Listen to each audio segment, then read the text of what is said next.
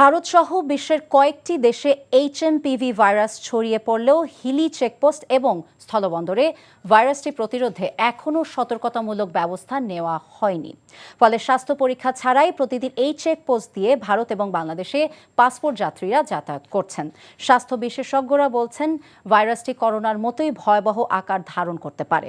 এই ভাইরাসের উপসর্গগুলো হলো জ্বর, কাশি, নাক বন্ধ থাকা, গলা ব্যথা এবং হাঁচি।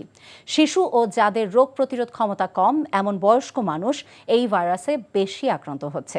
2001 সালে প্রথম নেদারল্যান্ডসে এটি শনাক্ত হয়েছিল। জনসাধারণের মনে নতুন এই ভাইরাসের প্রাদুর্ভাব আতঙ্ক সৃষ্টি করেছে। এই ভাইরাসটা আবার বাংলাদেশে আসে নাকি? এই ভাইরাসটা আসলে এখন ওই রকম বিষয়ে আতঙ্কিত হওয়ার মতো কিছু নাই, যেহেতু আমাদের একটা পোর্ট এলাকা, ঠিক আছে, এখানে আমাদের বাইরে থেকে অনবরত লোকজন যাতায়াত করে। তো আমাদের ঊর্ধ্বতন কর্তৃপক্ষকে জানিয়ে রাখছি, প্রয়োজনীয় ব্যবস্থা আমরা যথাসময়ে নেব।